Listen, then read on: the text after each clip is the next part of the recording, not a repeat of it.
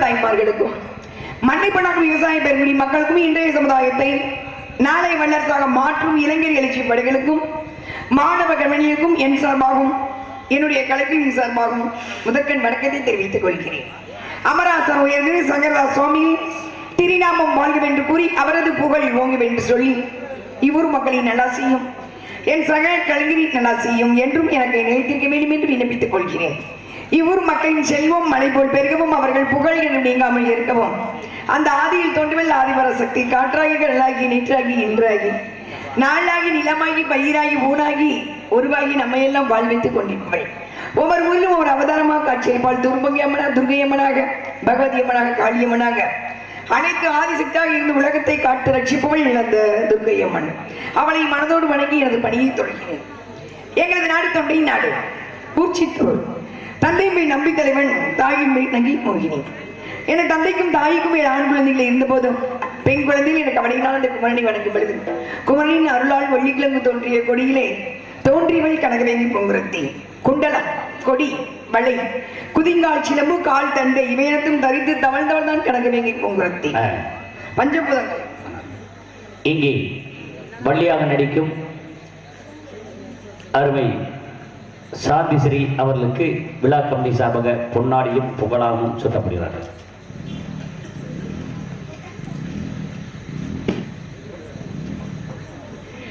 பொன்னாடி பொருத்தி விழாக்கும் பொன்னாடி பொருத்தி கவிதை விழா குழுவிற்கும் மற்றும் நாடகங்களை வைத்து நாடகங்களை வாழ வைக்கும் நாடக அரசியலுக்கு என் சார்பாகும் என்னுடைய கலைக்கு சிந்தைங்கன்ற சிறந்தாங்க நன்றி.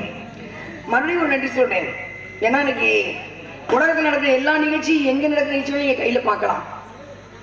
கைபேசி எல்லாத்தையும் இருக்கு. அது 1.5 லட்சம் ரூபாய் வரைக்கும் கையில் வச்சிருக்கிறாங்க. உலகத்துல எங்க நடக்கிற நிகழ்ச்சி வேணாலும், உலகத்துல எந்த மூலையில் என்ன நிகழ்ச்சி வேணாலும், எவ்வளவு கேவலமான நிகழ்ச்சியா இருந்தாலும் எவ்வளவு நகல நிகழ்ச்சியா இருந்தாலும் நம்ம பார்த்துக்கலாம். உடனே தட்டினா உடனே அடுத்த கணம் பார்க்கலாம். அதையும் மீறி நான் நேரத்துக்கு வந்து உட்காந்துருக்கேன்னா உண்மையிலே நான் கையெடுத்து கும்பிடும். அது ஒரு பெரிய விஷயம். ஏன்னா எத்தனையோ நிகழ்ச்சிகள் இருக்கும்போது இன்னைக்கு வந்து நாடகத்தை வச்சு உட்காந்து பார்க்குறாங்க பாருங்க. அதனால வந்து அவங்க மரியாதை ரொம்ப மதிப்பேனாலும் இன்னைக்கு வந்து நாடகத்தை வளர்த்துக்கிட்டீங்களா ரொம்ப சந்தோஷமா இருக்கு, பெருமையாக இருக்கிறது. பஞ்சபூதங்கள் சுமந்து வந்த வழி கனகவேங்கி பூங்கிறது. வள்ளினா யாரு அவ்வளோ என்ன ஏற்கனவே 4 நாளைக்கு ஒரு நாடகம் நடந்துட்டு நினைக்கிறேன். அதனால நிறைய விஷயம்லாம் பாட்டெல்லாம் வேணாம், நிறைய பாடிப்பாங்க, நிறைய கேட்டிருப்பீங்க. வள்ளினா யாரு, முருகன்னா யாரு, இந்த நாடகத்தை வைக்கிறதுனால ஊருக்கு என்ன நன்மை, இந்த பூமிக்கு என்ன நன்மை அப்படிங்கிறத கொஞ்சம் சுருக்கமாக சொல்லுவேன். கொஞ்சம் கேட்டுக்கங்க, கொஞ்சம் கொஞ்சம் கேட்டுக்கங்க. என்ன முன்னாடி தான் பார்த்துருக்கீங்க, அதனால கொஞ்சம் சுருக்கமாக. பஞ்சபூதங்கள் இல்லாமல் நம்ம யாரும் வாழ முடியாது. நிலம், நீர், காற்று, ஆகாயம், நெருப்பு எல்லாம் உலகத்துல பார்த்துட்டு எல்லாருக்குமே சொல்றேன். அன்பு தம்பி யூடியூப் எடுக்க தம்பிக்கு நன்றிப்பான், வணக்கம். யூடியூப் மூலமாக நேரடியாக பார்த்து கொண்டிருக்கும் அத்தனை ரசிகர்களுக்கும் என்னுடைய இதயங்களுக்கு சிறந்த நன்றி.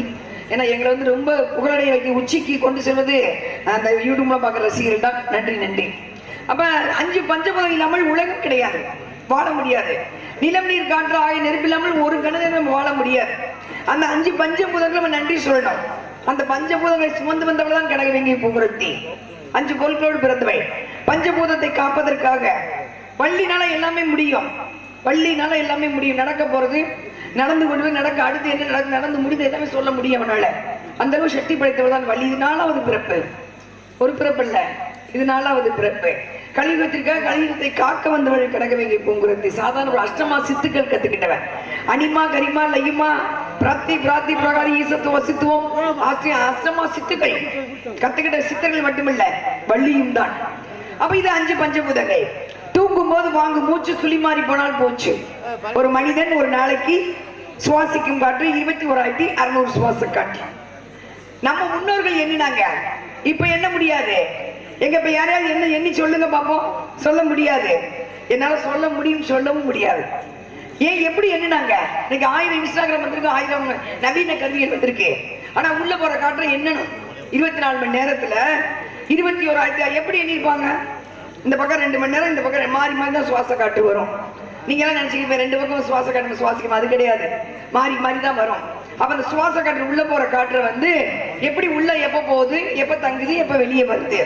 உள்ள போது உள்ள போயிட்டு வெளியே வந்து வெளியே உள்ள ஆக்சிஜன் போது வெளியே கார்பன் டை ஆக்சைடு வருது. இது இன்னைக்கு கண்டுபிடிச்சது. ஆனா உள்ள போற காற்று வாசி. அந்த வாசி வந்து எண்ணினாங்க 21,600. கூட்டினீங்கன்னா 9ல முடியும். 22,1,3,6,9 கலியுகத்தின் கணக்கு. இந்த கலியுகம் இருக்கு பாருங்க, அதோட கணக்கு 4,32,000 ஆண்டுகள் முடிஞ்சுன்னா கலியுகம் முடிஞ்சிடும்.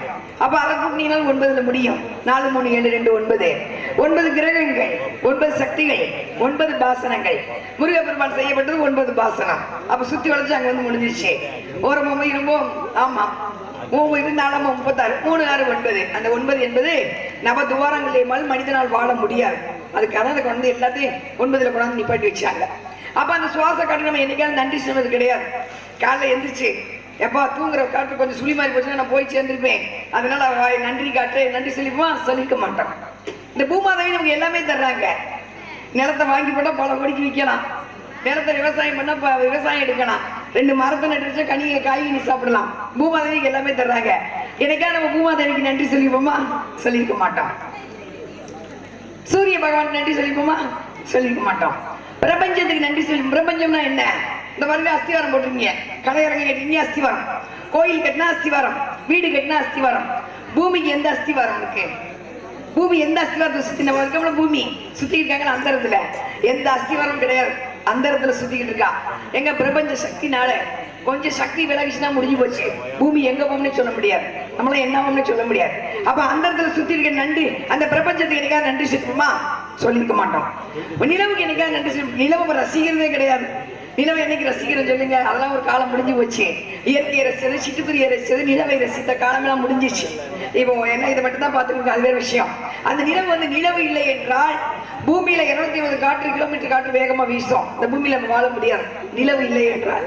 அப்போ ஒன்னும் நம்மளை காப்பாத்திக்கிட்டு இருக்கு. அந்த நிலவு நம்ம எங்கேயா நன்றி சொல்லிப்போமா? சொல்லியிருக்க மாட்டோம்.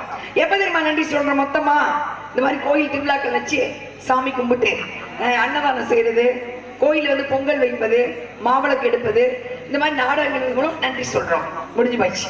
இது பஞ்சபூதங்களின் கணக்கு. இது வந்து வள்ளி எதுக்கு வந்தாங்க? பஞ்சபூத கணக்கு முடிஞ்சு போச்சு. இப்ப கந்தபுராணம் கேட்கணும்ல. கந்தபுராணம் இது ஒரு விஷயம் சொல்லுவாங்க. வீடு வரை உறவு. எவ்வளவு பெரிய அழகன் இறந்தாலும் சரி, எவ்வளவு பெரிய $1,000,000 கோடீஸ்வரர் இறந்தாலும் சரி, எவ்வளவு பெரிய அழகி இருந்தாலும் சரி, என்ன சொல்லுவாங்க? எப்பா வீடு வரை உறவு. வீடு வரைக்கும் தான் உறவுல உட்காந்துருப்பாங்க. எப்ப எப்ப போனது வீட்டுக்கு போனோம், நேரமாச்சு. வீடு வரைக்கும் உறவு, வீதி வரைக்கும் மனைவி. நீ இல்லைன்னா நான் மறந்து குடிச்சு செத்து போயிடுவேன்னு சொல்ற பொண்டாட்டி வீதியோட திரும்பி பார்க்காம வருவாங்க. திரும்பி பார்த்தா குடிச்சு வந்துருவாங்க பிசாசா வீட்டுக்கு, அதனால திரும்பி பார்க்காம வந்துருவாங்க சிறு சுடலையோட. காடு வரை பிள்ளை கஷ்டப்பட்டு படிக்க வைக்கிற பிள்ளை. நம்ம ஊரில் சோறு தின்றுக்க மாட்டாலும் பிள்ளைய படிக்க வைப்போம், பிள்ளை கேட்குற ஜாமானை வாங்கி கொடுப்போம். அப்போ அப்படி கஷ்டப்படுற பிள்ளை காடு வரைக்கும் வந்து கொல்லிக்கடை உடச்சிட்டு போயிடும். கடைசியில் யாரும் கூட வரமாட்டாங்க, கூட அந்த அருணாக்கியர் கூட அவுத்துட்டு விட்டுருவாங்க.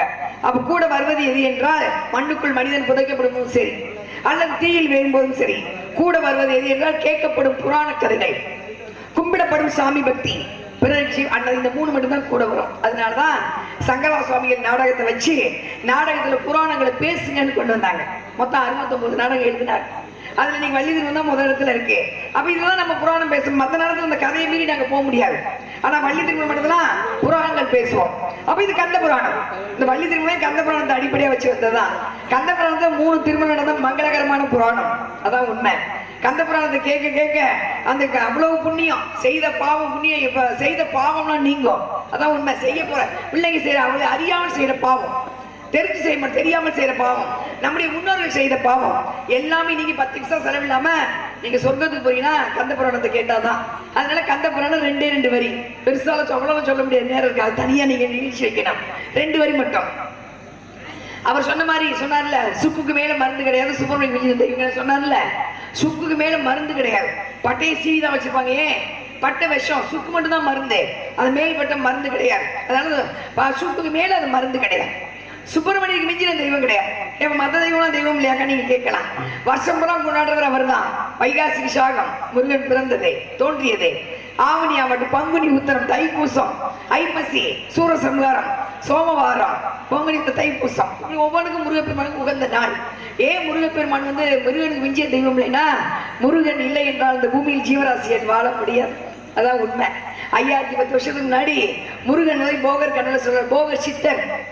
சித்தர்கள்லாம் வந்து யுகயுகமா தவம் இருந்து அவங்க சித்தர்னு சொல்லிக்கிறாங்க. ஆனா இன்னைக்கு எல்லாம் சித்தர்னு சொல்லிக்குது. ஒன்று சங்கிலி சித்தர், ஒன்று அந்த சித்தர், இந்த சித்தர் சொல்லவே கூடாது. சித்தர்கள் இடத்தையும் நம்மளால் பிடிக்க முடியாது, அகோரிகள் இடத்தையும் நம்மளால் பிடிக்க முடியாது. ஏன்னா அவங்களாம் பாவம், எது வீடு வாசம் சொந்தம் எதுவுமே இல்ல வேணான்னு சொல்லிட்டு போய் சிவனுக்காக தங்களை அர்ப்பணித்துக் கொண்டவர்கள் தான் சித்தர்கள். குடும்பம் வச்சுக்கிட்டு பொண்டாட்டி வச்சுக்கிட்டு புள்ள வச்சுக்கிட்டு 10 கோடி ரூபாய் சொத்து சேர்த்து வச்சுக்கிட்டு நான் சித்தர்னா அது வந்து சாமியை ஏமாத்துவது. தெய்வத்தை வணங்கலாம், தெய்வத்தை வச்சு வியாபாரம் செய்யக்கூடாது. அது பஞ்சமபாவத்தில் மிகப்பெரிய பாவம்னு புராணத்துல போட்டிருக்கேன். ரொம்ப பேர் அதை செஞ்சுக்கிட்டு இருக்காங்க. மகா பாவம் செய்யக்கூடாது. அப்ப கந்த புராணம் அதான் உண்மை. அந்த முருகன் எப்படி வந்தாரு? கந்த புராணம் கதாநாயகன். கந்த புராணத்துக்கு கதாநாயகன் யாரு? முருகப்பெருமான். கதாநாயகன் ஒரு வில்லன் இருக்கணும்ல. 5010 வருஷம் முன்னாடி சிலையை செஞ்சுட்டாரு போகர். சிலை மேல வந்து செவ்வாய், நமக்கு பூமிக்கு அடுத்த கிரகம் செவ்வாய் கிரகம். விடிய காலம் எந்திரிச்சு பாத்தீங்கன்னா தெரியும், தூரத்துல நட்சத்திரம் தெரியும், அது கிரகம் செவ்வாய் கிரகம். அந்த கிரகத்துல வர்ற கதிர்வீச்சு தான் இந்த பூமியில போட்டு நம்ம சாப்பிட்றோம்ல சாப்பாடு அதெல்லாம் ரத்தமா மாத்துது. அதான் உண்மை. நிறைய விஷயம் நமக்கு தெரியாத விஷயம் நடந்துகிட்டு இருக்கு. அங்க போய் சிலையை வைக்க சொல்லிட்டாரு போகர். முருகன் சொல்லி போகர் வச்சுட்டு அங்கேயே சமாதி ஆயிட்டார். அது முடிஞ்சிச்சு. என்னைக்கு வந்து பழனிமலை முருகன் சில கீழே விழுகுதோ இல்லை காணாம போதோ, இப்போ தமிழகத்துக்கு மிகப்பெரிய ஆபத்துக்குமே ஏட்டில் போட்டிருக்கு. நான் சொல்ல கிடையாது, முடிஞ்சு போச்சு. இப்ப கதாநாயகனா முருகப்பெருமான். கந்த புராணம் கதாநாயகன் முருகப்பெருமான். கதாநாயகனா வில்லன் ஒருத்தர் இருக்கணும்ல. சூரபத்மன் தான் வில்லன். சூரபத்மன் யாரு? அசுரன். கொஞ்சம் அழகன், ஆனா பிடிவாதம். எல்லாரும் எனக்கு அடிமையாகணும்னு யார் நோக்கி தவம் இருக்கார்? சிவன் நோக்கி தவம் இருக்கார். சிவன் காட்சி கொடுக்கல, தன்னுடைய கையெல்லாம் வெட்டி கழுத்தை அறுத்து நெருப்புல போட்டு சாம்பல் ஆயிட்டார். இப்படி எல்லாம் பக்தி நம்ம தீக்குழி இறங்கணும்ல அது மாதிரி சாம்பல் ஆயிட்டாரு. அப்பதான் சிவன் காட்சி கொடுக்கிறாங்க. இப்படி ஒரு பக்தனா தன்னுடைய ஜடாமுடியை வைத்து விட ஜடாமுடி இந்த கங்கையாகப்பட்ட சாம்பலை ஊழுவி போறாங்க. சூரபத்மன் உயிர் வந்துச்சு. சாம்பலா போன சூரபத்மனுக்கு எந்திரிச்சு நிக்கிற, நம்ம செத்து போன சாம்பலை கங்கையில கரைக்கிறோம்ல மோட்சம் கிடைப்பது, அது மாதிரி எந்திரிச்சிருந்தார் சூரபத்மன். சிரிச்சார் சிவனை பார்த்து, காசிபருக்கு மாயைக்கும் பிறந்த சூரபத்மன் அழிந்தேன், ஆனா எனக்கு நீ உயிர் கொடுத்திருக்க, உடம்பு கொடுத்திருக்க, நான் கேட்கறலாம் கூட. சிரிச்சாரா சிவன், என்ன வேண்டும்? எல்லாரும் அடிமையாகணும். 33 கோடி தேவர்கள், பிரம்மா விஷ்ணு சிவன் யமன் நாரதர் எல்லாரும் எனக்கு அடிமையாகணும். நெத்தியில கை வச்சார் சிவன். சக்தி நீங்க சகலம் உனக்கு அடக்கம். எல்லாரும் இப்ப சிவன் சிரிச்சார். என்ன பாக்குற? சாகா வரம் பெற்றவன் நான் மட்டுமே. சிவன், எனக்கு மரணம் என்பது கிடையாது. ஆனால் பூமியில் பிறந்த ஒவ்வொரு ஜீவராசியும் மரணத்தை தழுவணும். நீ இறக்கணும் அப்பா. யார் உன்னை அழிப்பதே? அடிமைகள் உன்னை அழிக்க முடியாது. அப்பதான் கேட்டாராம். அருவமாகி ஒருவமாகி பெண்ணின் கருவறையிலே சுமக்கப்படாதவன் ஒருவன் உன் நெற்றிக்கண்ணிலே ஆறு தீப்பொறியாக எவன் ஒருவன் தோன்றுகிறானோ அவனை என்னை அழிக்க வேண்டும். அந்த சூரபத்மனை அழிப்பதற்காக சிவனின் நெற்றிக்கண்ணில் தோன்றியவர் தான் முருகப்பெருமான். தீப்பொறி தோன்ற அதை அக்கினி தேவன் ஏந்த முடியாமல் சுவாகாதேவியிடம் கொடுக்க, சுவாகாதேவி ஏந்த முடியாமல் கங்கையிலே விட, கங்கை சரவண கோயில் விட உதித்தெழுந்தவன் முருகப்பெருமான் ஆறு காத்தை என்கிறார். வந்துட்டாரு, வந்த வேலையை முடிக்கணும்ல. அவர் வந்ததே சூரபத்மன் அழிக்க தானே, ஆனா அழிக்கல. அம்மா கிட்ட போய் சக்தி வேல் வாங்கிட்டு நேர சூரசம்ஹாரம் போறார். மனம் வரவில்லை. ஆணவத்தை மட்டும் அழித்து, ஏன் கந்தபுராணம் பேசுறோம்னா ஆசை, மாயை, ஆணவம் இது அழியணும் அப்படிங்கிறத பேசுறது. அவருடைய ஆணவத்தை மட்டும் அழித்து சேவலாகவும் மயிலாக வைத்துக் கொண்டு இந்த புவனத்தை ஆட்சியவன் முருகப்பெருமான். இது கந்தபுராணத்தின் 2 வரி பாலகாண்டம். நான் சொன்னதற்காக கேட்ட அமைதியாக கேட்ட அத்தனை பேருக்கும் உங்கள் பொற்பாதம் தொட்ட நன்றி வணக்கம் தெரிவிச்சுக்கிறேன். நன்றி நன்றி நன்றி. அப்படிப்பட்ட முருகப்பெருமானை வணக்கம். நான் தூங்குறீங்கன்னு நினைச்சு கை தட்டுறீங்க, கேட்டுட்டீங்களா? சரி. அப்படிப்பட்ட முருகப்பெருமானை வணங்குபவள் நான். இந்த உலக மக்கள் வாழ வேண்டும். இனி வரும் காலங்களில் ஆபத்துகள் இயற்கை சாஞ்சிச்சு. பூமி தெரியுங்களா உங்களுக்கு? பூமி அவர்ல இருந்து கொஞ்சம் சாஞ்சிச்சு. எல்லாமே அதிகமாகும். மழை அதிகமாகும், வெயில் அதிகமாகும், பனி அதிகமாகும், காற்று அதிகமாகும். நம்மளால எதுவும் பண்ண முடியாது. இயற்கை வெல்ல நம்மளால முடியாது. அதே பக்கத்துக்கு சண்டை போயிட்டு இருக்கிறதுக்கு முடியாது. முடிஞ்ச வரை சாமிகளை வணங்குவோம். தெய்வங்களை வணங்கினால் மட்டுமே தெய்வங்கள் நம்மளை காப்பாற்றும். வாழும் வரை வாழ்க்கை. எப்ப வேணாலும் எது வேணாலும் நடக்கணும். முதல்ல அந்த சுத்தி இருக்க பூமி கொஞ்சம் விலகிச்சுனா முடிஞ்சு போச்சு. ஒரு விண்கள் வந்து மோதிச்சுனா முடிஞ்சு போச்சு. அப்ப எந்த நிமிஷம் என்ன வேணா நடக்கலாம். வாழும் வரை வாழ்க்கை. இனி வரும் காலங்கள்ல அந்த முருகப்பெருமான் அருளால் அனைவரும் நலமோடு வாழ வேண்டும். இந்த பூமி காப்பாற்றப்பட வேண்டும். விவசாயம் பெருக வேண்டும். விவசாயிகள் மதிக்கப்பட வேண்டும். பெண் சிசுக்கள் உலகமெங்கும் பாதுகாக்கப்பட வேண்டும் என்று கூறி முருகப்பெருமானை வணங்குவோமா? முருகா.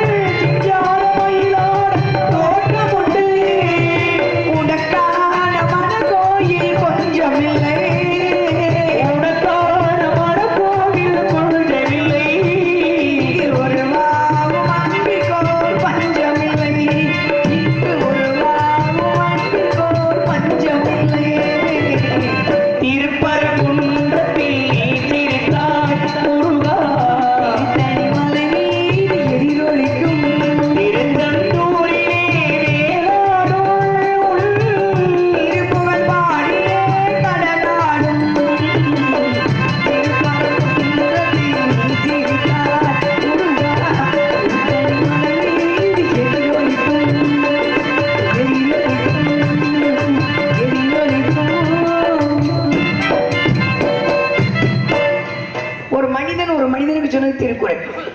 மனிதன் மனிதன் மனிதனுக்கு கொடுத்தது திருக்குறள். திருவள்ளுவர் தன்னை விளம்பரப்படுத்திக்கல. அவரு எங்கேயும் தான் உருவத்தை செய்ய வரைஞ்சி வைக்கல. 1330 குறளை எழுதின அவருக்கு தன்னுடைய உருவத்தை வரைஞ்சி வைக்கணும்னு தெரியல. ஏன்னா விளம்பரப்படுத்த நினைக்கல. குறள் மட்டும் வர்ற மக்கள் படிச்சு வரட்டும் அப்படின்னு விட்டுட்டு போயிட்டார். எங்க பிறந்தாரு, எங்க வளர்ந்தாரு, என்ன ஜாதி, என்ன மதம் யாருக்கும் தெரியாது. இன்னைக்கு அவங்கவுங்க எடுத்துக்கிறாங்க திருவள்ளுவர் இவர் எங்க ஆளு. அதெல்லாம் கிடையாது. கண்டுபிடிக்க முடியாது. ஒரு குறள் மட்டும்தான் கிடைச்சிச்சு, வேற எதுவுமே கிடைக்கல. அது எல்லாமே கற்பனை தான். ஒரு யூகம். இவர் இங்க பிறந்திருக்கலாம், அங்கே பிறந்திருக்கலாம். அதுதான் அதான் சொன்னேன். கற்பனை சித்திரம். கற்பனை அருமை, சூப்பர். கற்பனை சித்திரம் தான். வள்ளுவருக்கு கற்பனை தான். அவருடைய எதுவுமே கிடைக்கல. கிடைச்சதே 1300 எழுதிக்கலாம், நிறைய கூட எழுதிக்கலாம். கிடைச்சதா 1330. அப்படின்னு நிறைய அழிஞ்சிச்சு. நிறைய நூலகங்கள் எரிக்கப்பட்டது. நம்முடைய நூலகங்கள் நிறைய எரிக்கப்பட்டது. நிறைய பொக்கிஷங்கள் அழியப்பட்டு சாம்பல் ஆயிடுச்சு. அதான் உண்மை. நிறைய மருத்துவங்கள் அழியப்பட்டது. 85 வயசு பாட்டி எங்க அவர் சொன்ன மாதிரி சண்முகராஜ் சொன்ன மாதிரி விறகுக்கு போனாங்க. அந்த பாட்டிக்கு எந்த எலும்பு தேஞ்சிச்சு? நான் கேள்வி கேட்கிறேன். இப்ப 85 வயசுல நம்ம அப்பதான் உட்காந்து காட்டுல போய் விறகு வெட்டிட்டு வந்தாங்களே, களை வெட்டினாங்களே, அவங்களுக்கு எந்த எலும்பு தேஞ்சிச்சு? இன்னைக்கு 30 வயசுல உங்களுக்கு எலும்பு தேய்ந்து விட்டதா? இதை சாப்பிடுங்க. எப்படி தேயும் எலும்பு? எப்படி தேஞ்சது? அப்புறம் பேசிக்கலாம், சரிங்களா? அதனால அவர் 1330 குறள். அறத்துப்பால், பொறிப்பால், காமத்துப்பால்.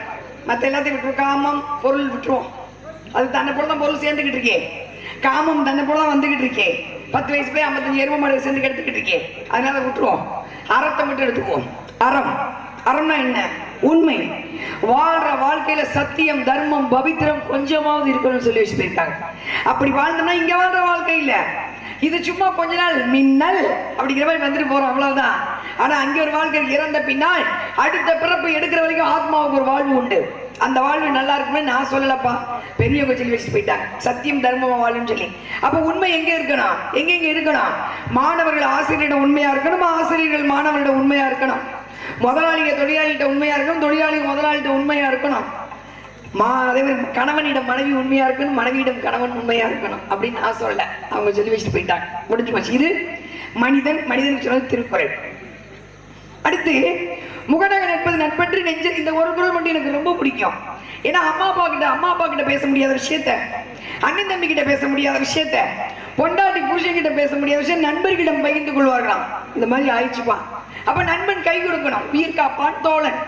உயிர் எடுக்க வேண்டிய தோழன் கிடையாது, காட்டி கொடுக்க வேண்டிய தோழன் கிடையாது. அதனாலதான் மகாபாரதம் நம்ம இன்ன வரைக்கும் பேசிக்கிட்டு இருக்கோம். 5130 வருஷம் முடிஞ்சிச்சு மகாபாரதம் முடிஞ்சு. ஆனால் இன்னும் நம்ம கர்ணனின் நட்பை பேசுறோம். ஏன்? கர்ணன் கொடைவள்ளல் அதெல்லாம் விட்டுருங்க. நன்றி மறக்காம இருந்தார். சாப்பிட்டு அவங்க அம்மா போய் கூப்பிடுறாங்க கடைசி நேரத்தில், நீங்க தம்பி வர நிறைய பேசிக்கலாம். கூப்பிடுறாங்க, வந்துடுடா கண்ணா, நீ கர்ணா நான் பெத்த பிள்ளைடா, நான் என்னோட குழந்தை, சிரிச்சார மாட்டேன், நீ கொடுத்து விட்டுட்டியம்மா அம்போன்னு. அனாதையா இருந்தனே, சத்திரியனுக்கு சூரியனுக்கு மகனாக இருந்தும் சத்திரிய பெண்ணுக்கு மகனாக தோன்றும் அவமானப்பட்டேன். தேரோட்டி மகன் தேரோட்டி அசிங்கப்பட்டேன், அவமானப்பட்டேன், கேவலப்பட்டேன். என்னுடைய நண்பன் துரியோதனன் என்னை அங்கதஸ்து மன்னனாக்கினான். எனக்கு அந்தஸ்து கொடுத்தான், சாப்பாடு போட்டான், கல்யாணம் பண்ணி வச்சான். அவன் முன்னாடி நான் உட்காந்து விளையாடும் போது என் இடை கைப்பட்டு மேகலாபுரம் ஆடு அவுந்து சிந்தியது. எப்பேற்பட்ட ஆன்மானுக்கு சந்தேகம் ஒரு சிந்திய முத்துக்களை எடுக்கவா கோர்க்கவா ஆட்டத்தை தொடங்க என்ற நம்பிக்கையோடு உள்ளவன். அவனை விட்டா வர சொல்ற, வரமாட்டேன், வேணாம். இந்த மரணம் பேசப்பட வேண்டும். அதான் உண்மை. மரணம் பேசப்படும். பிறப்பு எப்படினாலும் இருக்கலாம், ஆனா மரணம் கேவலமா இருக்க கூடாதுமா அப்படின்னு சொல்லி கடைசி வரைக்கும் துரியோதனன் போக. துரியோதனன் நல்லவர் தான், பாண்டவர்களா கேட்டவர். அவர் பொண்டாட்டிக்கு நல்லவர், அவங்க அம்மாவுக்கு நல்லவர், அவரும் தேசத்தை ஆண்டார்ல, மக்களுக்கு நல்லவர் தானே. இன்றைய துரியோதனன் மறுபக்கம் இன்னைக்கு புரட்டி பார்க்கப்படும். வரட்டுனார்கள் என் துரியோதனன் பொல்லாதவர், புரட்டி பார்ப்போமே அவரை மறுபக்கத்தை. முடிஞ்சு போச்சு. அப்ப இன்னைக்கு என்ன இருக்கு? நட்பு. அந்த நட்பு உண்மையா இருக்குன்னு நான் சொல்லப்பா வள்ளுவர் சொல்லி போனார். அது ஒரு பக்கம் கட்டம். இது மனிதனுக்கு சொன்னது.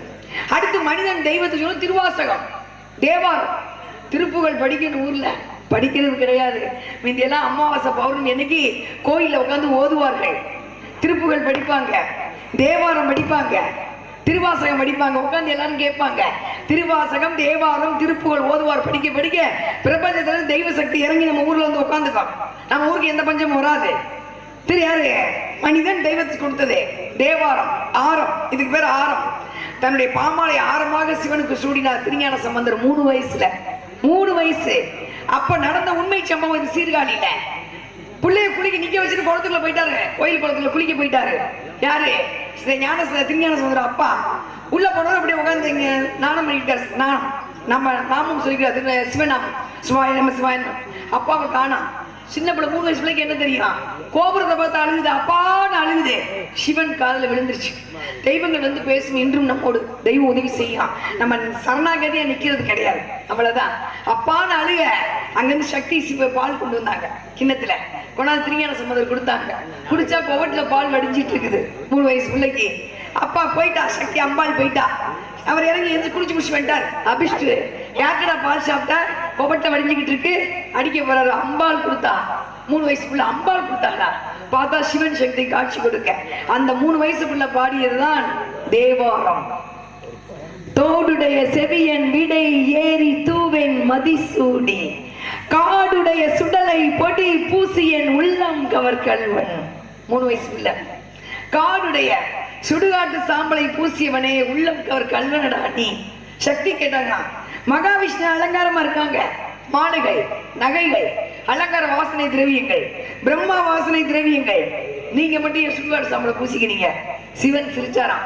ஒரு மனிதன் இறந்து விட்டால் 11 நாள் வரைக்கும் அந்த ஆத்மா சுடுகாட்டுக்கு வராதுமா, அது வாசப்படியே தான் உட்கார்ந்துருக்கோம். யாருக்கு கருடபுரம் படிச்சவங்க மட்டும்தான் தெரியும். வாசப்படியில் உட்காந்து பார்த்துக்கிட்டே இருக்கோம். இவங்க எல்லாம் பணத்தை கொண்டு எரிச்சிட்டு புதைச்சிட்டு அவங்க வேலையை பார்க்க ஆரம்பிச்சுவாங்க. அந்த ஆத்மா 11ஆம் நாள் வரைக்கும் இந்த ஆத்மா உட்காந்துருக்கும். வாசப்படியில உட்காந்து அழுகும். யார் வர்றா, யார் போறா, யார் நம்மளை பத்தி பேசுறாங்க. கடைசியில் அழுதுகிட்டே சுடுகாட்டுக்கு போமா. இந்த குடும்பத்துல அவ்வளவு கஷ்டப்பட்டேனே, எல்லாரும் மறந்து விட்டார்கள். அப்படி போகும்போது அந்த சுடுகாட்டிலே நான் இருப்பேன். சிவன் சாம்பல் பிடி முடி சூடா மன்னனா இருந்தால் இறுதியில் பிடி சாம்பலான்னு அந்த உடலை சாம்பலை பூசி அந்த ஆத்மாவுக்கு ஆறுதல் கொடுப்பவன் நான். அதனாலதான் சுடலை பொடி பூசி என் உள்ளம் கவர் கல்வன். இது தேவாரம், திருஞான சம்பந்தர் பாடியவர். அடுத்து திருப்புகள். அருணகிரிநாதரே மலையில இருந்து குதிக்க போறாரு. தப்பு பண்ணிட்டோமேனு. தப்பு பண்ணிட்டோம்னு யார் ஒருத்தர் உணர்கிறாரோ அவர் தப்பு மன்னிக்கப்படும் தெய்வத்தால். தப்ப நான் செஞ்சேன், நான் செஞ்சதா சரின்னு பேசக்கூடாது. என்னைக்கு ஒரு மனுஷன் தப்பையும் நான் செஞ்சது தப்புதான் அப்படின்னு சொல்லி மன்னிப்பு கேட்கலவரே, நான் செத்து போறேன்னு போறாரு. அப்பதான் முருகன் ஏந்துறாரு. தப்ப உணர்ந்துட்டீல, அப்ப நீ திருப்புகள் பாடு. முத்தை தரு வத்தி திருநை அத்திக்கிரை சக்தி சரவண முக்திக்கு ஒரு வித்து குருபரை என ஓதும். முக்கட்பரமர்க்கு சுருதியில் முற்பட்டது கற்பித்திருவர் 30 முவர்க்க தமரர் மடிவேனம். 10 தலை தத்தை கணக்கோடு ஒற்றைக்கிரி மத்தை பொருது பட்டப்பகல் வட்டத்தியில் இரவாக. 10 தத்தை கடவிய பச்சை பயில் மெச்சத்தோடு பட்சத்தோடு ரச்சி தருவது ஒரு நாளே. தித்தித்தைய ஒத்த பரிபுறம் நிட்டப்பதம் வைத்து பயிரவி திக்கற்கள் இடிக்க கழுகொடு கழுகாட. திக்குப்பறி எட்ட பயிரவர் தொக்கு தொகு தொக்கு தொகு தொகு சித்திரப்பவர் இக்கத்தி கிடகு என ஓத. குத்துப்பறை கட்டக்கலமிசை குக்கு குக்கு குத்துப்புகை பிடி என முதுகுகை. கொட்புற்ற நட்புற்றனை வெட்டி பழியிட்டு குலைகிற குத்துப்பட ஒத்த பலவர. பெருமானே பெருமானே பெருமானே மன்னிச்சிருப்பான். இது திருப்புகழ், அருணகிரிநாதர். அடுத்து நம்ம ஏரியா தென்னாட்டுடைய சிவனை போற்றி யாரு? மாணிக்க வாசகர். அவர் தான் பாடுறாரு. நமச்சிவாய வாழ்க, நாதம் தான் வாழ்க, இமை பொழுதும் எண்ணெஞ்சில் நீங்காதான் வாழ்க. ஈசனடி போற்றி, எந்த அடி போற்றி, நேயத்தை வென்ற நிமணர்கள் போற்றி, மாய பிறப்பருக்கும் மன்னவா போற்றி. முடிஞ்சு போச்சு. இதெல்லாம் பாடுனா ஊர்ல தெய்வம் வந்து உட்காந்துக்கும், போகாது. இது மனிதன் தெய்வத்துக்கு சொன்னது. அடுத்து தெய்வம் மனிதனுக்கு வந்து பகவத்கீதை. அது உங்க எல்லாருக்குமே தெரியும். எது நன்றாக நடந்தது நன்றாகவே நடந்தது, எது நன்றாக நடக்கிறதோ அதுவும் நன்றாகவே நடக்கிறது, எது நன்றாக நடக்க வேண்டுமோ அதுவும் நன்றாகவே நடக்க வேண்டும். எதை நீ கொண்டு வந்தாய், எதை நீ இழப்பதற்கு, எது உமக்கு கொடுக்கப்பட்டது அங்கிருந்து பெறப்பட்டது, அங்கிருந்து பெறப்பட்டது அங்கிருந்து எடுக்கப்பட்டு விடும். எதை இழந்தாய், எதற்காக நீ அழுகிறாய்? எது இன்று உம்முடையதோ நாளை மற்றவருடையது, எதுவும் நமக்கு சொந்தமல்ல. இது யார் சொன்னது? இது கிருஷ்ண பரமாத்மா பகவத்கீதை. தெய்வம் மனிதனுக்கு சொன்னது, முடிஞ்சு. அடுத்து தெய்வம் தெய்வத்துக்கு சொன்னது. ஓம்ங்கிற பிரணவ பொருள். ஓம்ங்கிற மந்திரம் இல்லாமல் இந்த உலகம் கிடையாது. ஓம்ங்கிற மந்திரம் இல்லாமல் பிரபஞ்சம் கிடையாது. பிரபஞ்சம் 3 நொடியில வெடிச்சதுதான் அந்த சூரிய குடும்பம். 3 நொடி கூட கிடையாது சொல்ல முடியும். அதுல வெடிச்சு சூரியன் கிரகங்கள் எல்லாம் வந்தது. அப்போ ஒரு சத்தம், ஓம்ங்கிற சத்தம், அதான் பிரபஞ்ச சத்தம். அந்த பிறகு ஓம் சாரண பவா, ஓம் நமோ நாராயண, ஓம் சக்தி, ஓம் சைலா, ஓம் ஓம் ஓம் முன்னாடி வந்து. இந்த ஓம் இல்லாமல் இந்த உடம்பு கிடையாது. ஓம் எங்கேருந்து கொண்டு வரணும்? ஓம்ங்கிற மந்திரம். அது வந்து ஒரு மந்திரம். நீங்களாம் வண்டி ஓட்டுவீங்க, 2 சக்கர வண்டி. சக்கரை நேரம் இருந்தால் வீட்டுக்கு போவோம் வண்டி, இல்லாட்டி எங்கே. அது மாதிரி நமக்குள்ள 6 சக்கரம் இருக்கு. சக்கரம்னா இப்படி கிடையாது, இப்படி இருக்கும். மூலாதாரம் தாமரை வெடித்துல 6 தாமரை வெடித்துல சக்கரம். 6 சக்கரம், மூலாதாரம், சுவாதிஷ்டம், மணிப்புரகம், அநாகதம், விசுக்தி, ஆஞ்சை, சகசிரநாமம். இது 6 சக்கரம். இந்த 6 சக்கரம் நேரம் இருந்துச்சுன்னா ஆயுள் விருத்தி ஆகும், நோய் நொடி வராது. இதை நேராக்குறது எது? ஓம்ங்கிற மந்திரம் தான். சரிங்களா? இங்க அனாபிக்க வந்து ஓம்ங்கிற மந்திரத்தை சொன்னோம்னா உடம்பு சுத்தமாகும், ஆன்மாவும் சுத்தமாகும், ஆயுள் விருத்தி ஆகும். இது அப்படியே இருக்கட்டும். நாடகத்துக்கு வந்துடலாம். சங்கரதாஸ் சுவாமிகள் நாடகத்தை எழுதி வச்சாரு. ஏன் விடிய விடிய வச்சாரு? கச்சேரி மாதிரி 1 மணியோட முடிச்சுட்டு போயிடலாமே. நாடகம் நீங்க நல்லா இருக்கணுங்கிறக்காதான். இந்த விடிய விடிய வெட்டார வெளியில உட்காந்துருக்கீங்கல்ல, மேல இருந்து ஒரு மகரம், பிரபஞ்சத்திலிருந்து மகரம் தூள் கொட்டும். அது உங்களுக்கு தெரியாது, வெளிநாட்டுக்காரங்க தெரியும். ஓப்பன் பிளேஸ் மெடிசன் அதுக்கு பேரு. அவங்கெல்லாம் வெளியே உட்காந்துருப்பாங்க. அப்படி இந்த வெட்டார வெளியில உட்காந்து புராண கதைகள் கேட்கும்போது தெய்வம் இறங்கி வந்து உட்காந்து கேட்கும். அந்த மகரம் தூள் உங்களுக்கு கொட்டும், நோய் நொடி வராது, ஆயுள் விருத்தியா. அதுக்காக நாடகத்தை விடிய விடிய வச்சாரு. விடிய காலம் 5:30 மணி, பிரம்ம முகூர்த்த நேரம். இந்த அரிதாரத்தை போச்சுட்டு என்ன சொன்னாலும் படிக்கும், நீங்க எது கேட்டாலும் நடக்கும். முடிஞ்சிச்சு. சரியா 12 மணிக்கு வள்ளி வெளியே வந்து சாமி பாட்டு பாடுனீங்க. கருட புராணம் புத்தகம் வாங்கி படிச்சு பாருங்க. கொஞ்சம் நேரம் கிடைச்சா ஒதுக்கி படிச்சு பாருங்க. பிரேதாத்மாக்கள், தீராத ஆசையோடு இறந்தவர்கள், கொடூர மரணம் அடைந்தவர்கள் மேல போக மாட்டாங்க. பிரேதாத்மா சுத்திட்டு தான் வருவாங்க. இங்க கூட நிக்கலாம், இங்க பக்கத்தோட உட்காந்துருக்கலாம். கருட புராணம் படிச்சு பார்த்தீங்கன்னா ராத்திரி 12 மணிக்கு வெளியே யாரும் போகவே மாட்டீங்க. வந்து ஒட்டுச்சுன்னா போகாது, அது ஆசை தீரும் வரை நம்மளை விட்டு போகாது. கருட புராணம் எல்லாம், கருட புராணம் வந்து நாரதர் வராத புராணம், அதுல எல்லாம் தெளிவா போட்டிருக்கு, படிச்சு பாருங்க ஒரு தடவை. அந்த பிரேத ஆத்மாக்கள் நம்ம ஊருக்கு வரக்கூடாதுங்கிறக்கா. அக்கா எங்க ஊர்ல யாரும் அப்படி சாகலக்கா, வெளிநாட்டுல சேர்ந்த ஆத்மாக்கள் கூட சுத்திட்டாங்க பிரபஞ்சத்துல. அது ஒவ்வொரு மக்கள் வந்து பாதிக்கக்கூடாதுக்காக ஒவ்வொருலையும் கோயிலை கட்டி கும்பாபிஷேகம் பண்றது, சாமி ஊர்வலம் போறது, தீப்பந்த ஏந்தி போவாங்க. ராத்திரி 12 மணிக்கு கோயிலுக்கு வந்து அர்த்தஜாம பூஜை பண்ணுவாங்க. பேர் பண்றது கிடையாது. அந்த பூஜை எல்லாம் பண்ணா அந்த பிரேதாத்மா ஊருக்குள்ள வராது அப்படிங்கிறதுக்காக ஒரு ஐதீகம். வள்ளி சாட்சாத் இந்த ஊர் வரிக்கா சம்பளமா வாங்கிட்டு போறோம், இந்த ஊர் மக்கள் நல்லா இருக்கணும், அவங்களுக்கு பிரேதாத்மால எந்த கெடுதி வந்துடக்கூடாது அப்படி நினைச்சு நான் மனசாக சாமி பாட்டு பாடும்போது உங்க மனசுல நீங்க முழுசா சாமி பாட்டை கேட்டீங்கன்னா நீங்களும் அர்த்தஜாம பூஜை பண்ணது சமம். ஒரு சாமி பாட்டை முழுசா கேட்டா கோயில்ல வந்து பாலாபிஷேகம் பண்ணது சமம். நாடகம் வைப்பதற்கு, சாமி பாட்டை கேட்பதற்கு, புராணங்கள் கேட்பதற்கு இவ்வளவு விஷயம் இருக்கு. அதனால நம்ம ஊர் நல்லா இருக்கணுங்கிறதுக்காக அந்த ஓம்ங்கிற மந்திரத்தை கொண்டு வந்துருவோமா? சிவனுக்கு பிடித்த ராகம் ரேவதி ராகம்.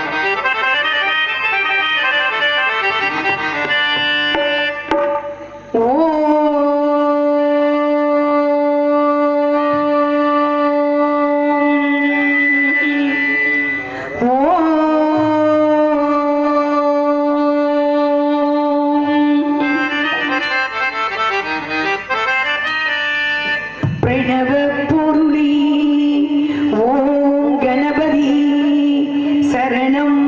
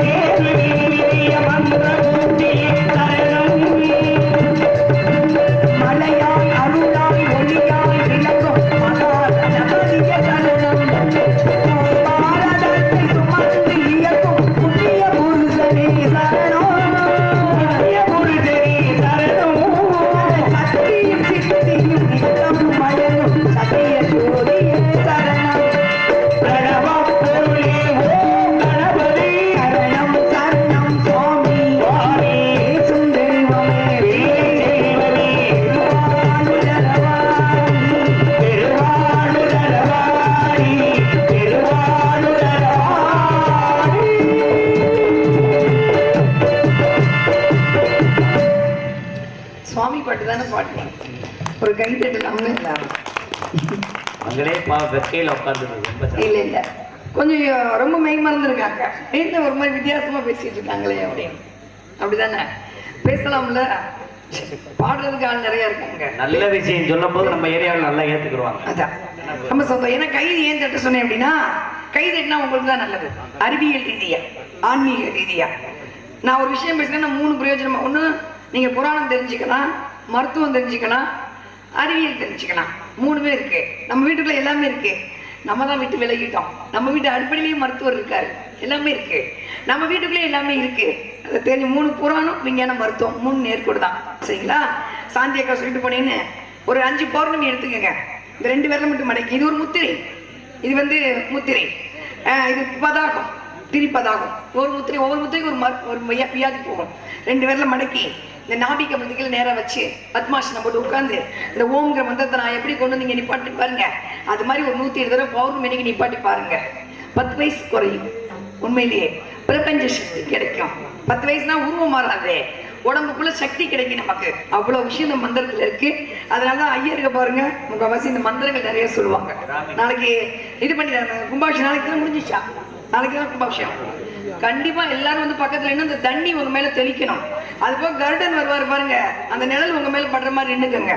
யாருக்காவது ராகுக்கு தோசை வந்துச்சுன்னு வச்சுக்கோங்க, ஐயன் அடுத்த வரும்னு சொல்லிட்டு போய் அப்ப அந்த கருடன் நிழல் பட்டா தோஷம் குறையும்.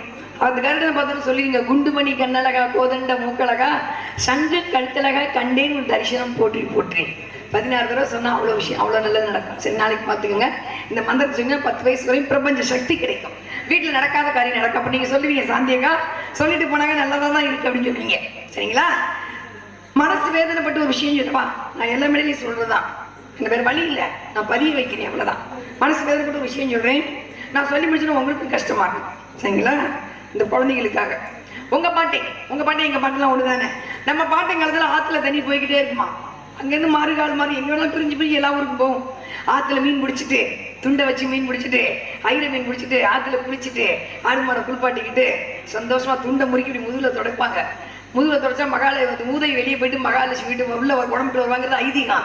ஆனா வச்சு துடைக்கும் போது அந்த துண்டை முறுக்கி துடைக்கும் போது அந்த 32 எலும்பு தண்டு விட இருக்குல்ல, அது அப்படியே அழுத்தப்பட்டு ரத்த ஓட்ட மூளைக்கு வேகமா போகும். அறிவியல் கொண்டு எங்க வச்ச மருத்துவம் அதான் செய்யறது. அதான் துண்டை முறுக்கி ஆண்கள் தோற்றுறது. அது மாதிரி செஞ்சுக்கிட்டு இருந்தாங்க. ஆறெல்லாம் அகலம் ஆயிடுச்சு. மனசு வச்சா வரும், மழை பெஞ்சா வரும், அவ்வளோதான். எல்லாம் சாக்கடை ஆயிடுச்சு, கலந்துருச்சு. ஒரு பக்கம் காவேரி காய ஆரம்பிச்சு, வைகை வறண்டுச்சு, தாமிரபரணி தரக்கடி, சிறுவாணி சிரஞ்சு போச்சு. அடுத்து நம்ம தாத்தா காலம், அது பாட்டிங்காலம் முடிஞ்சிச்சு. தாத்தா காலத்தில் ஊருக்கு குளம் இருக்குமா. இன்னைக்கு வந்து காரமலை பாருங்க ஊரணி இருக்கும். கேரளாவில் வீட்டு முன்னாடி குளம் இருக்கும். குளத்துல குளிக்கும் முறைன்னு ஒன்று இருக்கு. குளிக்கும் முறைன்னு ஒன்று இருக்கு. தண்ணியை முதல்ல பக்கம் தலையில் ஊற்றக்கூடாது. வடக்க திருப்பி சாப்பிடக்கூடாது. வடக்க தலை வச்சு தூங்கக்கூடாது, நோய் வந்துடும். கண்டுபிடிக்க முடியாத நோய், யாருனாலும் கண்டுபிடிக்க முடியாது. அது மாதிரி குளிக்கும் முறைன்னு ஒன்று இருக்கு. முதல்ல பாதம் தான் நினையணும், அதுக்கப்புறம் முழங்கால் நினையணும், அதுக்கப்புறம் அடிவயிறு நினையணும். ஏன்னா அடிவயிறு தான் பெண்கள் கர்ப்பப்பை இருக்கு, ஆண்களுக்கு வீரிய விதப்பை இருக்கு. அப்புறம் மார்பகம் அக்னி பவன் முங்கி குளிக்கணும். அப்ப குளிக்கும் போது வெப்பம் கொஞ்சம் கொஞ்சமா கால் வழியா வெளியே வந்து கால் வழியா வெளியே போயிடும். இதான் முறையான பேருக்கு. ஊர் குளம் வச்சாங்க. குளம் எல்லாம் பிளாட் ஆயிடுச்சு, முடிஞ்சு போச்சு. அடுத்து நம்ம அப்பா காலம். கேணி இருக்கும், ஒரே ஒரு கேணி இருக்கும், பொதுவான கேணி. அதுல பெண்கள் தண்ணி அரைச்சு அப்பத்தான் இடுப்புல கூட தலையில வச்சு நடந்து போவாங்க. அப்பச்சி சாவடியில உட்காந்து பாப்பாரு பொண்டாட்டிக்கு 50 வயசு அதை கட்டுக்கொலையாம இருக்காரு அப்படின்னு மடியை ரசித்த காலம் இப்ப இல்லை. சரிங்களா? எந்திரமா பெண்கள் வேலை செஞ்சாங்க.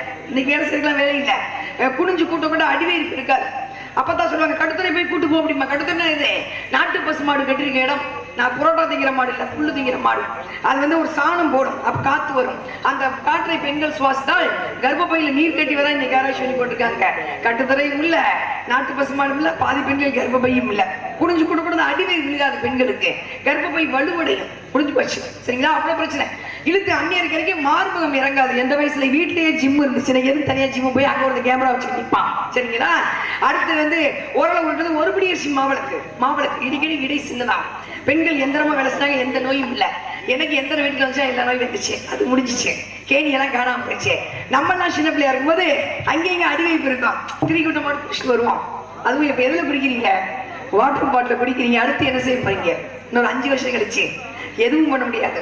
காதில் இருக்க ஒருவன் தோட்டம் அவுத்து கொடுத்துட்டு ஒரு குடம் தண்ணி வாங்கி குழந்தைகளுக்கு கொடுக்குற சூழ்நிலை வரும். அப்படி சூழ்நிலை வராமல் இருக்கணும்னா வரும் மழைநீரை சேகரித்து மரங்களை பாதுகாத்து இருக்கிற தண்ணீரை சிக்கனமாக பயன்படுத்தினால் மட்டுமே இனி வரும் சந்ததிகள் வாழ்வார்கள். எல்லாருக்கிட்டையும் மனம் இருக்குங்க. எல்லாருக்கும் நகை இருக்கு. தண்ணி தாகத்துக்கு ஒருத்தர் தண்ணி தான் குடிக்க முடியும். அதனால முடிஞ்ச சுவாதிக்கன்னு சொல்லிட்டு போயிட்டு வர ஒரு ஐயப்பன் பாட்டு பாடிட்டு இதுல வந்து இருமுடி தாங்கி ஒரு மனதாகி குருவெனவே வந்தோ இருவினை தீர்க்கும் யமனையும் இன்னும் திருவடியை காண வந்தோ.